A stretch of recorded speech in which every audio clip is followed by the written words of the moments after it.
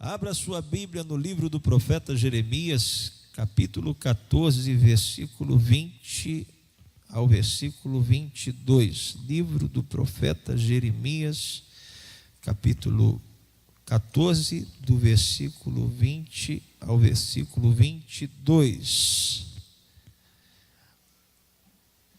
O profeta que ora pelo seu povo. O profeta que ora pelo seu povo. Quem achou, diga amém. Ah, Senhor, conhecemos a nossa impiedade, conhecemos o nosso pecado e a maldade de nossos pais, porque pecamos contra Ti. Não nos rejeites por amor do Teu nome, não abatas o trono da Tua glória. Lembra-te e não anules o Teu concerto conosco, ou lembra-te e não anules a Tua aliança conosco. Haverá porventura entre os gentios um Deus como Tu, alguém que faça chover? Ou podem os céus dar chuvas? Não és Tu somente, ó Senhor, o nosso Deus. Portanto, em Ti esperaremos, pois Tu fazes todas estas coisas, e você glorifica a Deus por essa palavra. Jeremias está intercedendo, Jeremias está orando pelo seu povo, o povo de Israel. Era comum os profetas de Israel, no Antigo Testamento, quando o povo errava, quando os reis roubavam, se corrompiam, se desviavam da presença de Deus, era comum os atalaias de Deus, profetas de Deus, exortarem os reis, exortarem o povo: olha, vocês estão praticando coisas que desagradam a Deus, não façam isso, isso é uma loucura, cuidado, não pequeis, porque o nosso Deus, Ele é um Deus de juízo, Ele é um Deus sério. Então os profetas, eles sempre alertavam o povo, pregavam contra o pecado, contra a imoralidade dos reis. Vemos o caso do profeta Natã. Que autoridade espiritual, que prudência, que sabedoria, quando o grande rei Davi naquela época era o maior rei da terra, era como se fosse o Trump dos Estados Unidos. É como se alguém chegasse, um pastor americano chegasse para o presidente dos Estados Unidos e, com muito cuidado, muito tato, dissesse para ele: olha, presidente, o senhor é o presidente da maior nação do mundo, mas o senhor também é um membro, é um servo de Deus. O senhor está praticando coisas que desagradam a Deus, e Deus manda te dizer para o senhor se consertar. É mais ou menos assim. Deus levantava os profetas para confrontarem aqueles que deveriam abençoar o povo, aqueles que deveriam ser referência para o povo. Profetas. Deus levantou Micaías, o profeta que Acabe tinha ojeriza, porque certa vez, em uma aliança política com Josafá, Acabe chama Josafá e diz a Josafá: olha, nós vamos guerrear contra um adversário, eu quero fazer uma aliança com você. Josafá, como é um rei temente a Deus, o rei de Judá, vai se unir com o rei de Israel. Ele pergunta a Acabe: antes de sair, não é melhor consultar o profeta? Não é melhor saber o que o homem de Deus vai falar para nos orientar, para a gente guerrear, para a gente ser vencedor? Aí Acabe diz: não, eu já consultei os meus profetas, são 400 400 e eles já falaram que nós vamos vencer. Mas Josafá, que era um homem que tinha comunhão com Deus, ele disse: não tem mais ninguém. Aí Acabe diz: tem, mas esse profeta fala aquilo que eu não gosto de ouvir, porque profeta que é profeta de Deus, ele sempre vai falar a verdade. Os profetas se levantavam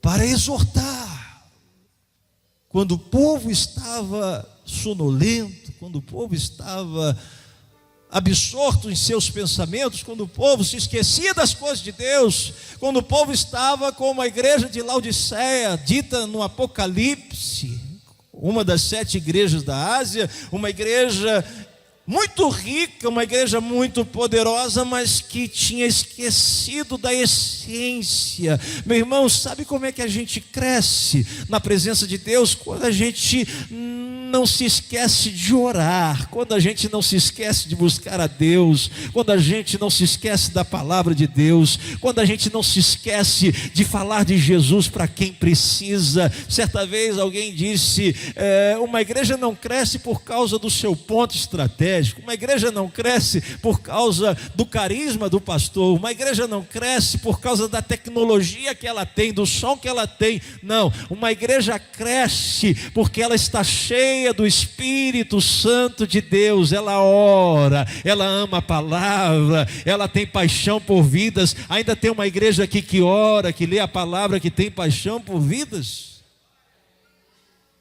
Esse é o segredo do crescimento da igreja. Oração, uma arma poderosa diante das tragédias da vida.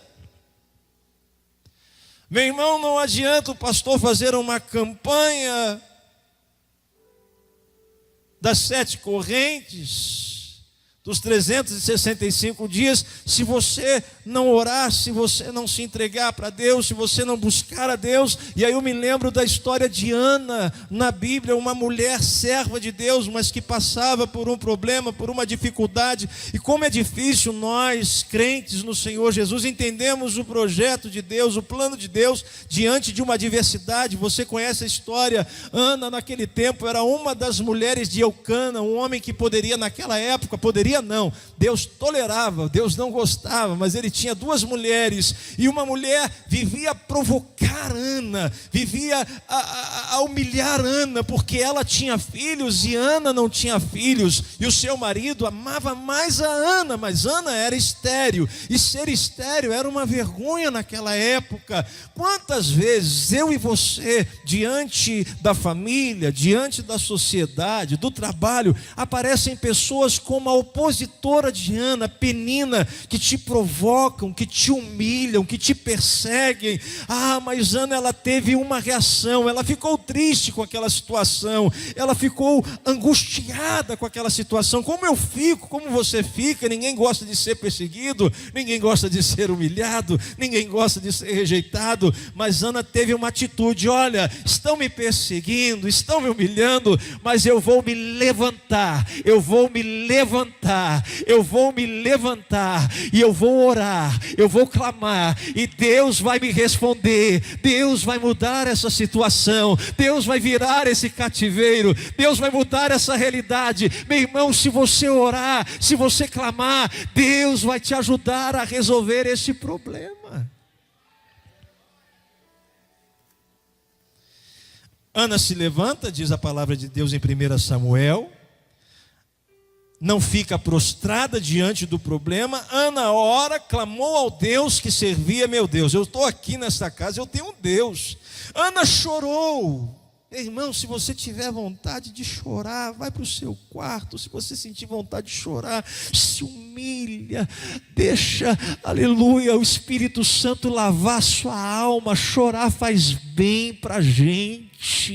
Aleluia, não tenha vergonha de chorar quando você sentir a presença de Deus, quando você se sentir sufocado. Chora, vai para o teu quarto, vai para os pés de Jesus e chora, pois quem chora nos pés de Jesus tem vitória.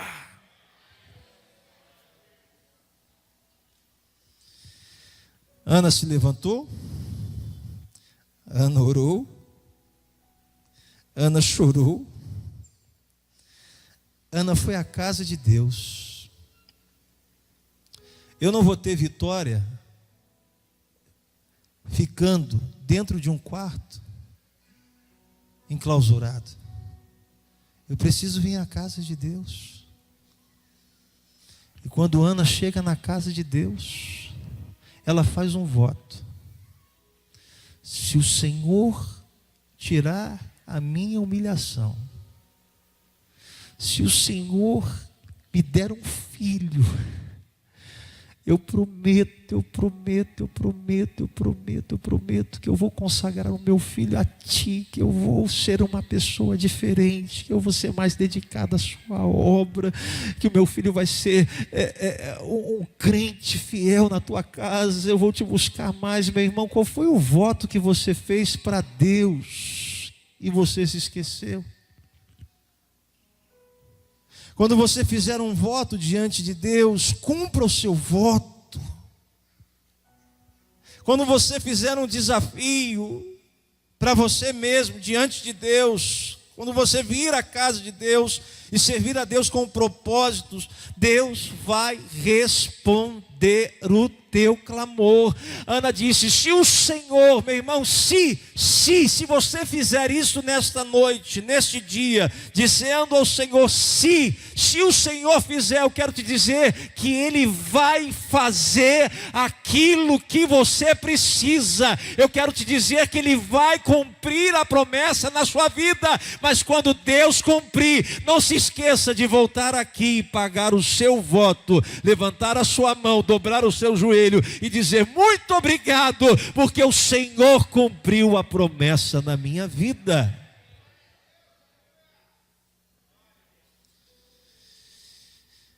Deus responde a oração de Ana. Deus cumpre o seu voto.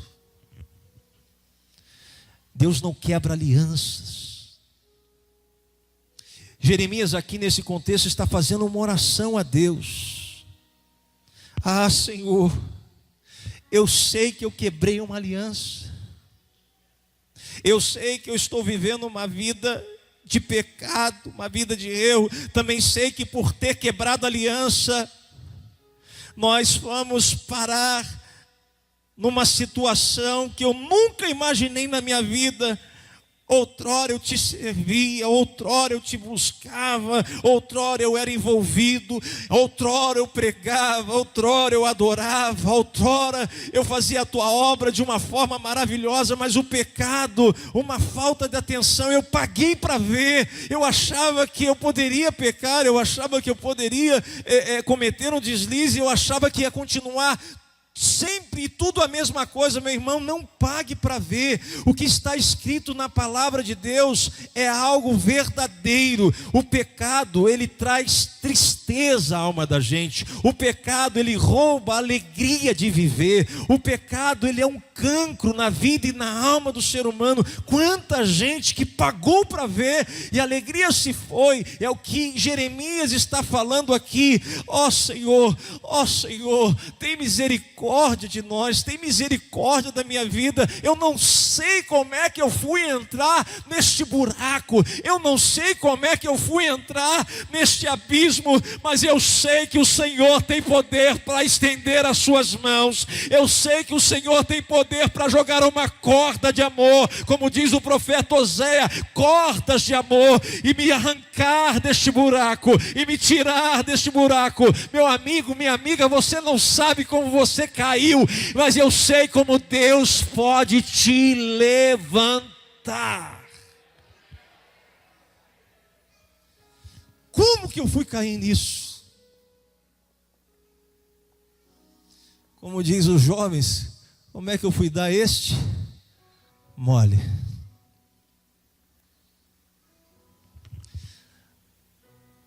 Mas diga para a pessoa que está do seu lado, me ajude a aplicar isso. Deus nessa noite quer renovar a aliança com você. O Deus de aliança está aqui nessa noite, Ele quer renovar a aliança. Quantos acreditam no Deus da renovação da aliança?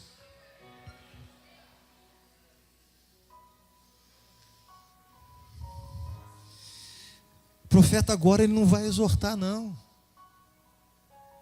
Profeta agora não vai bater, não.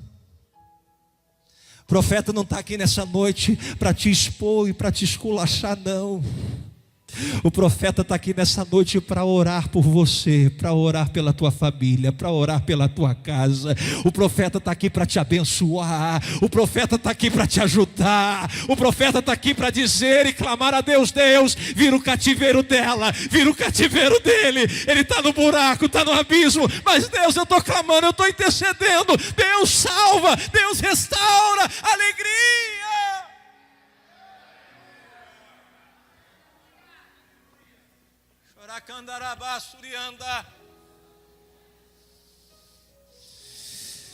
Deus, eu nunca vi o Deus de D minúsculo fazer o que tu fazes. Eu nunca vi o Deus dos cananeus, o Deus dos heveus, o Deus dos jebuseus, o Deus dos amalequitas fazer brotar água no deserto. Meu irmão, você está no deserto, está na prova. Deus pode fazer brotar água neste deserto. Deus pode fazer o teu deserto florescer. É o que diz o profeta Isaías. Ele vai fazer o deserto um manancial de bênção, um manancial de vitória. Mas reate a aliança, restabeleça a aliança nessa noite. Foi o que Deus disse ao profeta Jeremias: diga ao povo que eu preciso que eles refaçam a aliança comigo. Diga ao povo que eu preciso que eles se lembrem. Deus respondeu a oração do profeta Eliseu. Deus relembra o profeta Eliseu, relembra a eles que eu estou disposto a restituir tudo o que o diabo roubou. Você entrou aqui nessa noite e só Deus sabe a sua situação, mas Deus está me usando para falar com você que Ele está disposto a restituir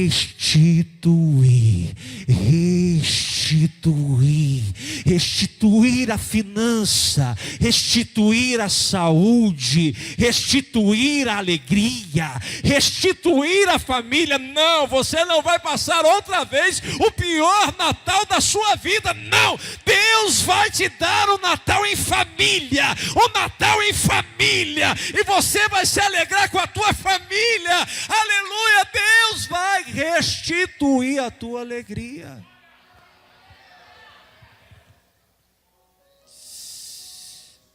O profeta orou. Vocês foram para o cativeiro, mas Deus vai reverter essa situação. Mas vamos fazer o seguinte: Israel, vamos fazer o seguinte: vamos restabelecer a aliança com Deus? Vamos.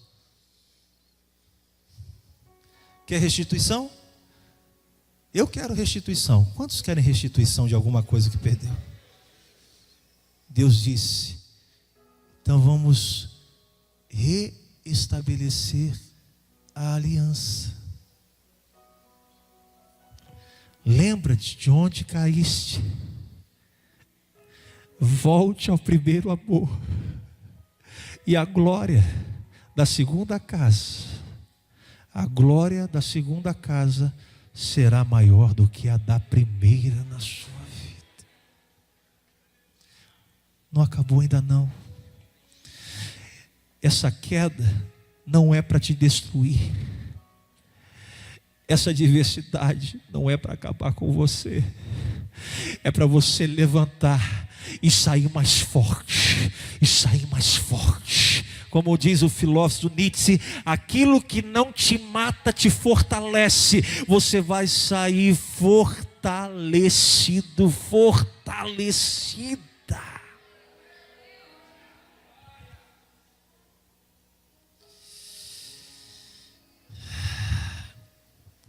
Refaça aliança.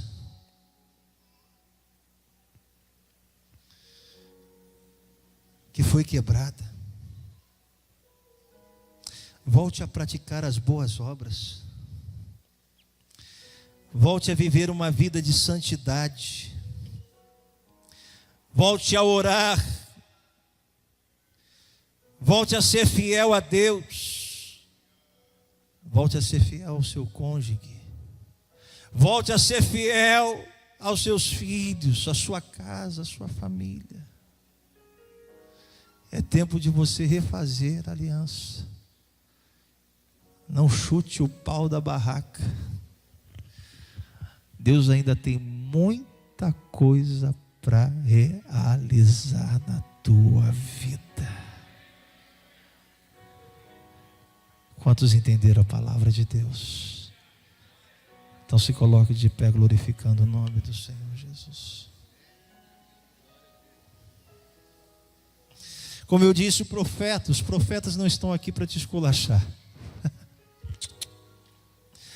Ninguém veio aqui para te exortar nessa noite, não. Nós queremos orar pela tua família. Nós queremos orar pela tua casa. Nós queremos orar por você. Quantos querem a oração do profeta? E Deus ouviu a oração do profeta Jeremias. E Deus restituiu tudo a Israel.